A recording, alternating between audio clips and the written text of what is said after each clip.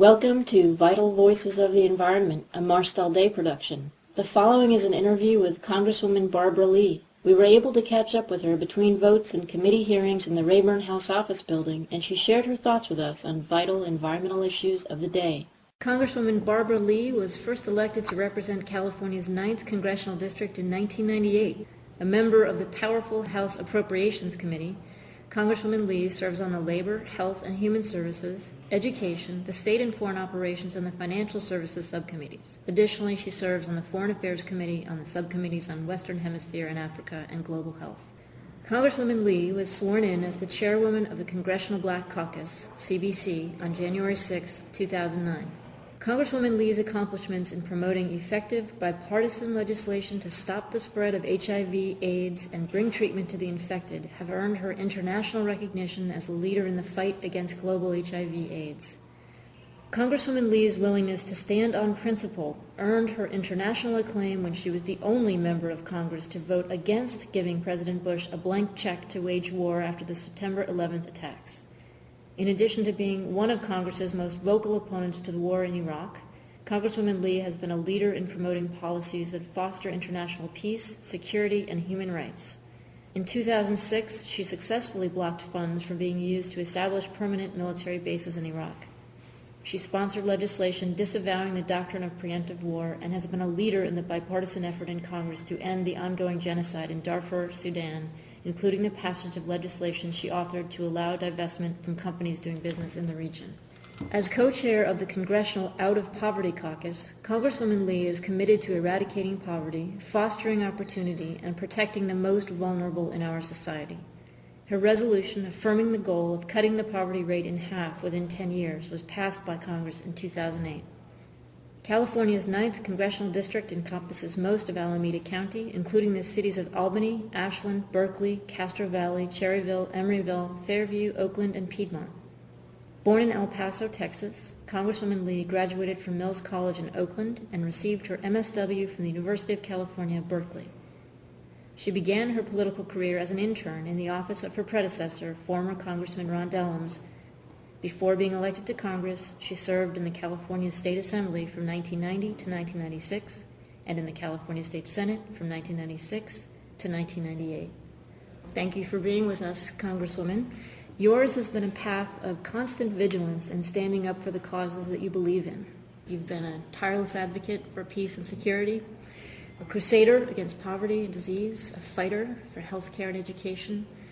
To what extent have environmental issues been in any of those contexts for you? I want to share this with you early on because one of the questions has to do about the progression of my life. I was born in El Paso, Texas.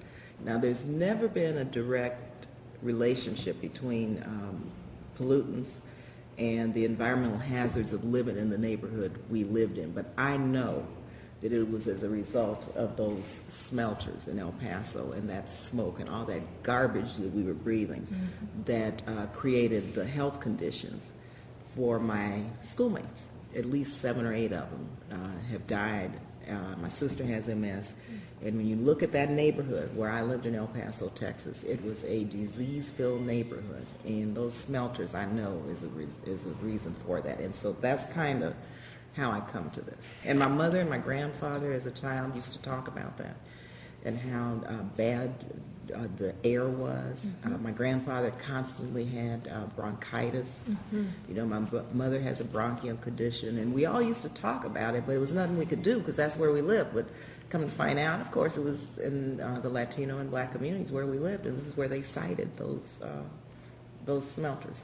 What do you think today are the most significant environmental issues in your district, big picture, and what do you think are the next steps that you would want to take in dealing with them? Of course, climate change, big picture.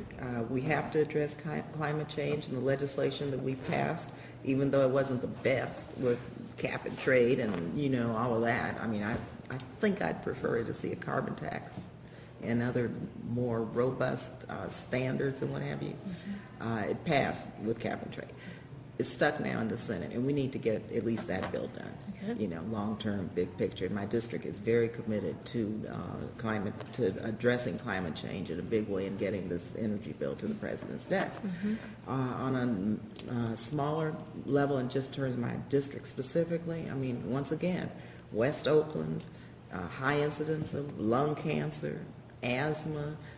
You know, we have issues with the port and the truckers going through now after they built the new freeways. And so there are areas in my district that are just as unhealthy as the areas when I lived in El Paso.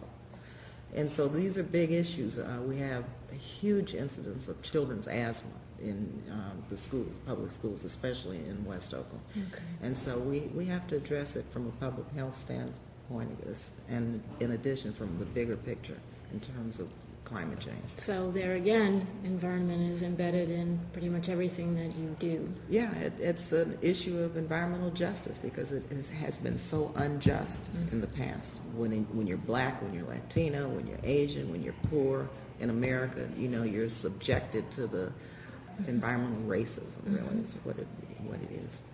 And moving even bigger picture to the nation as a whole, would you say the environmental problems you just identified scale well to the nation as a whole, or are they also different issues? No, I think they scale well. I think in the South, when you look at what's going on, we've taken, and actually as chair of the Congressional Black Caucus, we talked to Lisa Jackson, who's the administrator of EPA. And she's a wonderful administrator. She really gets it. And so she is working with us to go into areas now to look at all of the climate change and environmental issues. And so our first visit was to Mississippi. Same issues as in Oakland. And so, you know, I think one of the big issues that we have to address is educating communities of color about the bigger issues on climate change.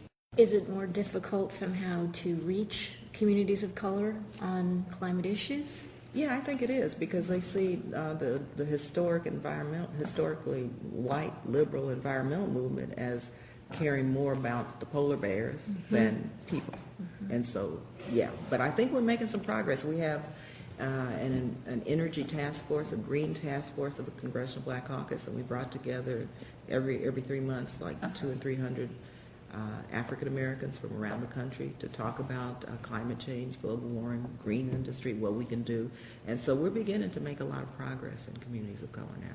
Well, that, in a sense, speaks to part of the next question about your leadership and how will you use your leadership to demonstrate an environmental commitment, if you will, going forward.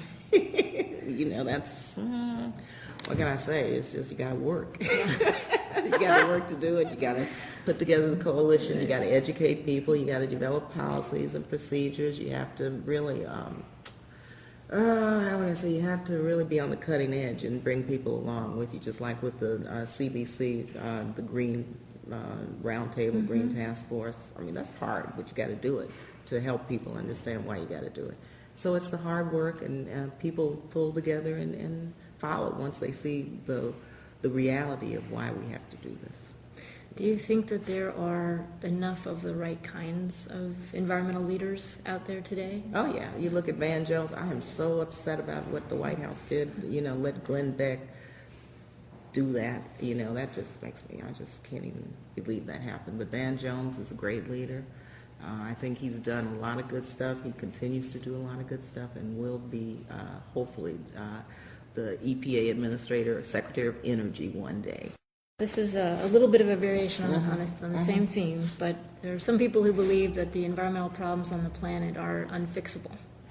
Are you one of them? Nope. They're very fixable, and we know how to fix them.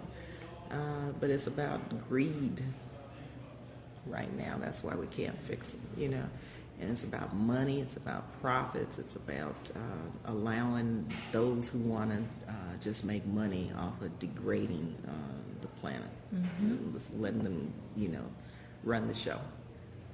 And we have to stop that. Your book.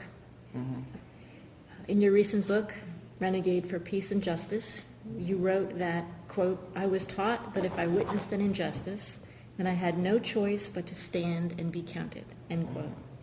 Do you have the sense that some of the injustices perpetrated on our planet are environmental injustices? If so, what are they, and how have you taken action? And of course, you talked about the environmental justice issues already, but is there anything you want to add to that? Well, I think part of the political struggle that's wrong are the kind of lies that are coming forward that try to gloss over this as not being an issue.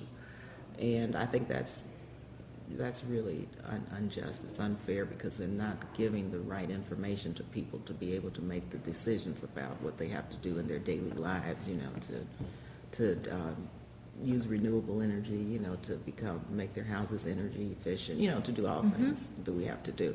And so, I think, the environmental injustices that I spoke of, there are many more, but I think the unjust kind of policies that are in place right now and trying to shatter those so that they become correct and just for everyone and for the planet is really part of the struggle that we have to mount in the movement in our fight for environmental justice and climate change. Right. And in some level, some of those injustices are also self-perpetuating.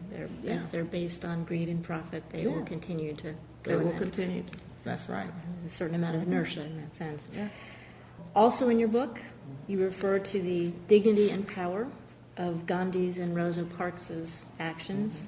Do you have the sense that today's world contains people able to confer the same dignity and power on environmental issues? And if so, who are they? You've spoken about Van Jones. Yeah, well, they're all the young people of the world. I mean, I have seen an incredible movement of young people. And I think the Barack Obama campaign showed that young people really do have that power and that serenity about the planet and that understanding that we have to do something. It's hard to identify one or two individuals. I mean, of course, in my district, we have a lot of people who are doing this. Margaret Gordon, for one. She's unbelievable. And the mayor, rightfully so, appointed her to the Port of Oakland Commission. She comes from West Oakland that I talked about earlier, where the truckers, have been idling, park their trucks, they idle, the emissions have caused huge amounts of asthma and lung cancer and what have you. Still, I mean, this is going on as we speak. And she has asthma. Her family, they have all of the diseases that come from living in that community.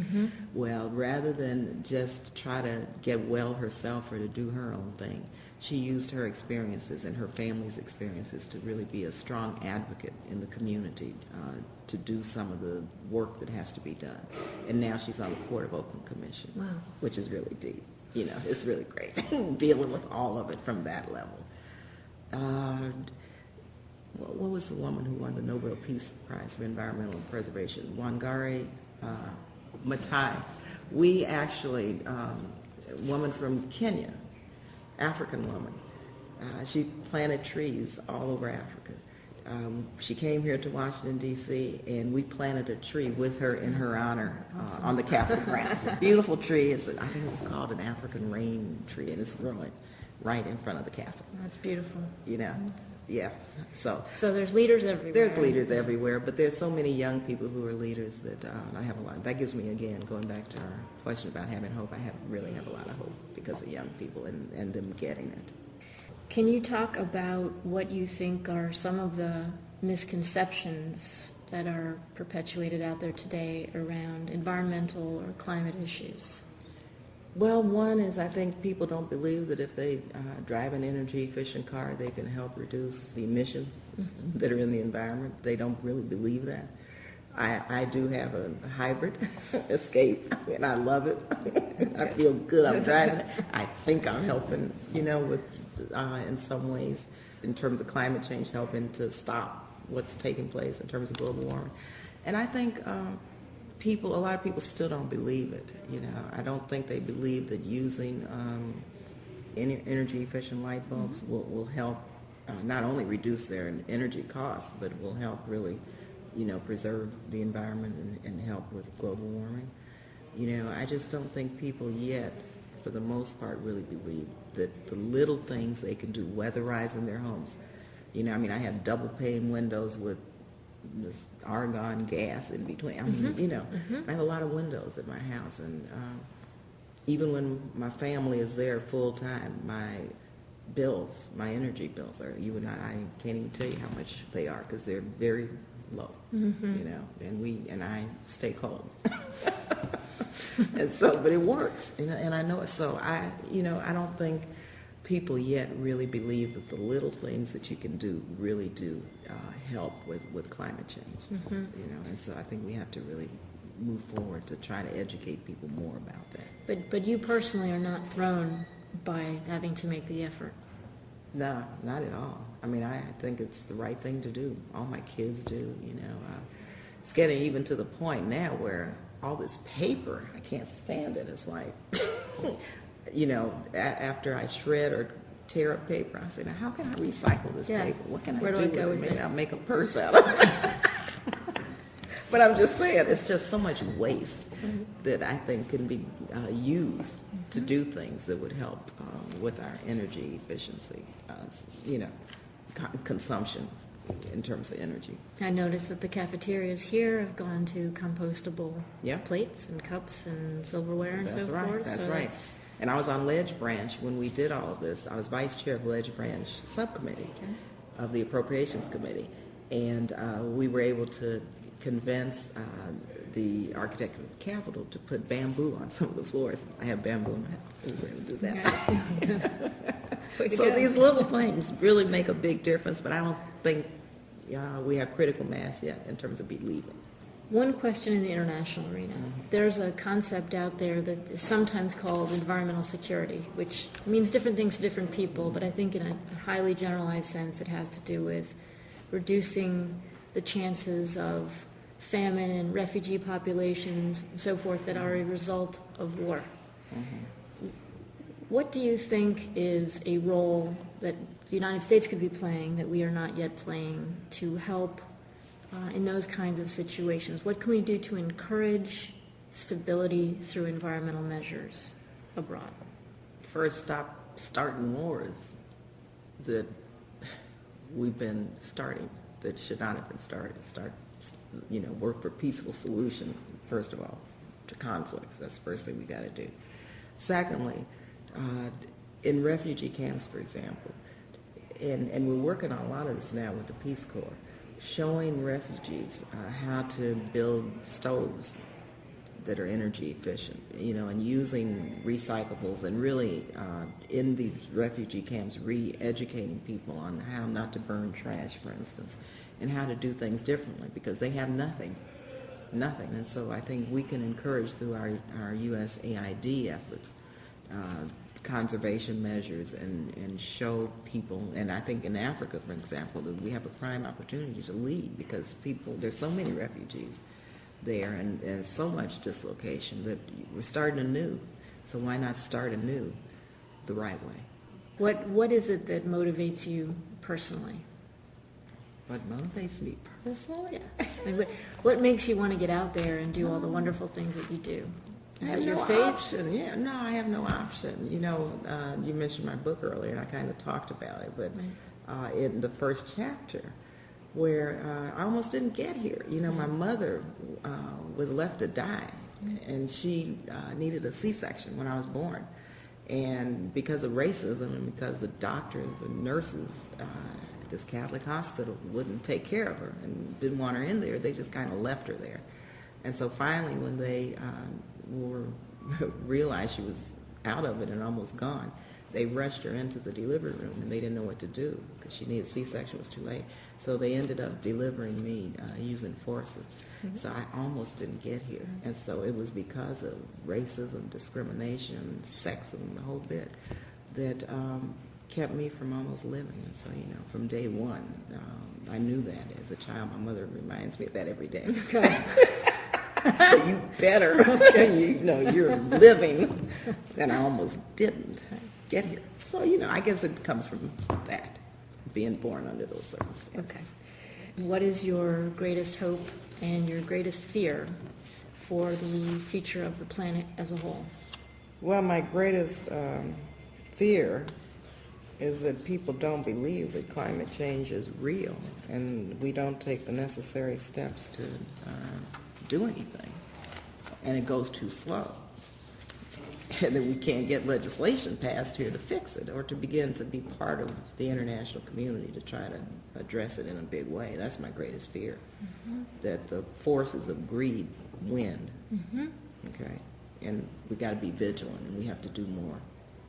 You know, I want to mention though one bill. I have to remember this bill number, HR 330, my Metro Economy's Green Act, because what we're trying to do is establish grant programs around the country, in urban areas primarily, and some in rural areas for green job training and creation and environmental management, and show how we can use models, 10 models around the country that are examples of what we can do. And this would involve training young people like we do in Oakland at the Cypress Mandela program in the green job industry. But also it would create a national institute to serve as a clearinghouse for all the best practices, information in order to facilitate the green job industry and the green jobs movement. That's and tremendous. That bill is a really good bill.